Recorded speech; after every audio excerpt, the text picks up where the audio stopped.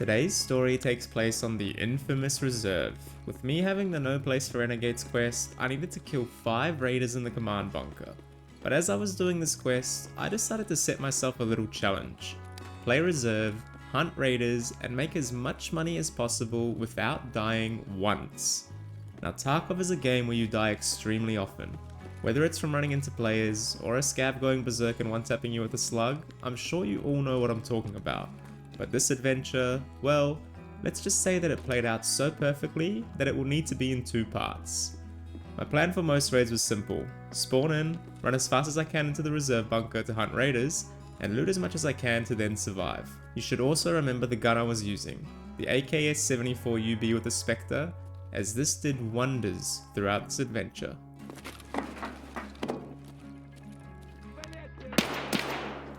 In my first raid, it seemed like I was the first person here. I killed that scav, that pretty much told me that no one was here. I turned on the power, but I was not lucky enough to get any raiders spawning. So what did I do?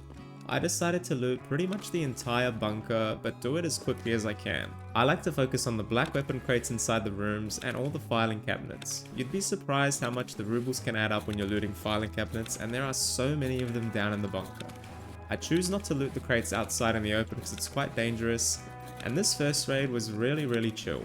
I stuffed my bag as much as I could, and then I headed towards D2. I know I have a red rebel, but I needed to go there for a quest for classified technologies for Peacekeeper. That is, getting an item down in the D2 bunker, and then I thought that was the easiest way to extract as well.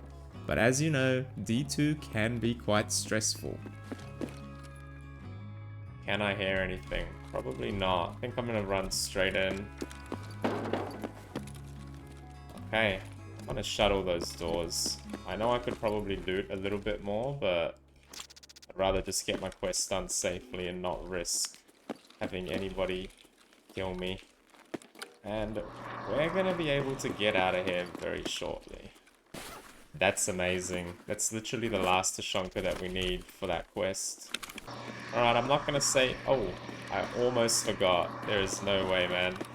We didn't pick up our quest item. We almost forgot the item that we came here for. That one right there. Now we can take a look. I don't think that's too bad, but we do need to find some raiders in the coming raids. So the first raid was a success. We finished one quest, we filled up our bag and got a decent amount of loot and extracted safely. I jumped straight back into reserve again, and I was pretty much going to follow the exact same thing because it seemed to work and I really needed to find raiders.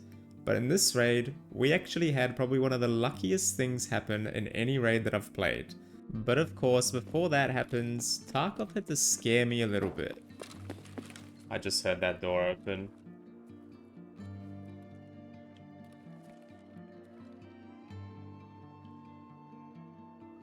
Might be a player here. Do scavs open that door?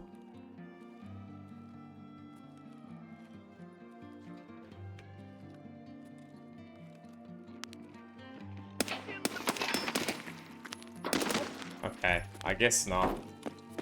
Man, that gave me a fright because that scav literally started pushing me right as I peeked the other one. Like, it literally seemed like it was a player or something. So unfortunately, even though we got here first and turned on the power, we still didn't have any raiders that spawned.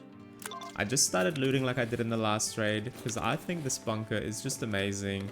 And that's when this happened.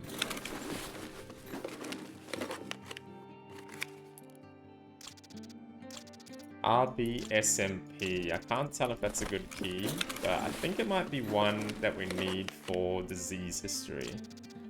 KSM. I feel like both of these are good, so I'm actually going to keep them both. No way I just found both keys for disease history, right? That would be actually hilarious. I might actually go check on the wiki. Okay, that might just be the luckiest thing I have ever seen, but we just found both keys that I need for disease history. So, I might just try and go do that quest right now. Like, I haven't done that quest yet. Now, it may not be a labs card or a LEDX, but to me, that was pretty much the equivalent. Those keys are really expensive early wipe, and we just found both of them back to back in a filing cabinet, and now I simply just went and did the quest. I cannot make that up. I feel like that is one of the luckiest things I've experienced in Tarkov. So over to the med building I went, I unlocked both rooms, got the files that I needed, and then I decided to just loot a building just before I ran up to extract at the Red Rebel. I stuffed my bag and ran up, and we had another really profitable raid and finished another quest. Now excuse my messy stash, but I just wanted to show you these two keys that we found. The SMP is 330k and the KSM is 120k. So despite finishing our quest, we just made a pure 450k profit from those two keys alone. That's also not to mention that we just finished a Z's history in that raid and we found the last G phone that we needed for Signal Part 2. So we were looking really good. And the best bit? The money. From those two raids, we just made 1.1 mil. So up until this point, we were making good money, finishing quests, and having a free pass on reserve. But it was inevitable that we were going to start encountering other players as we go down into the bunker every single raid. Don't see anything yet. We'll have to be careful on the other side, maybe? Let's see if we can hear anything.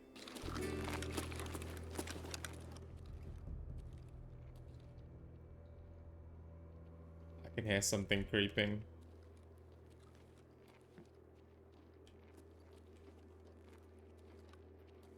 Are these raiders? Players? I genuinely can't tell. This is kind of sus, man. That was a player for sure.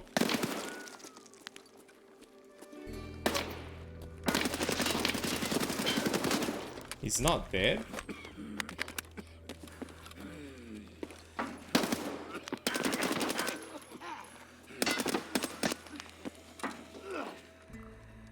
I think the other guy just died as well. I'm gonna be honest. I think they may have both just died.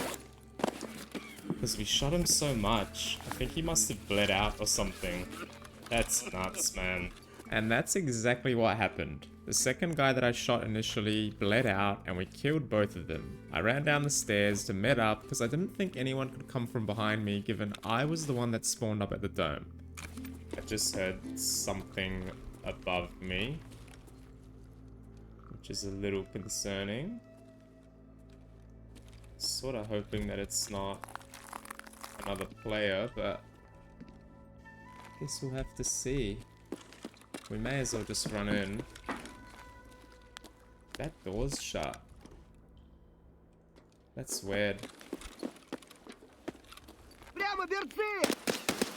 Okay. It may have just been that scav, right? Okay, there was actually two people in the end. So we killed this guy. Level 30. With no headset, so that's pretty funny. And then his buddy was just on the left there. But his friend... Wow, the Uzi Pro. You know what? That's actually pretty damn nice. I'll take the Swordins too. And we'll upgrade on that. Let's just take everything he has, because we may as well, right? Okay, we'll go with that for now. Surprisingly, no raiders, so might just quickly hit the rooms in here. I just heard something else. Is it just me, or did I just hear someone walking out there? I don't know, but I can try bait him with just looting or something, because I think I'm gonna just try loot and then extract with this Uzi. It does look really nice. And that's exactly what I did. I looted up the two players, and then I tried to loot as many filing cabinets as I could, but I didn't want to stay too long. I wanted to actually extract with this guy's Uzi Pro, because I haven't used that gun yet, and it did look pretty nice.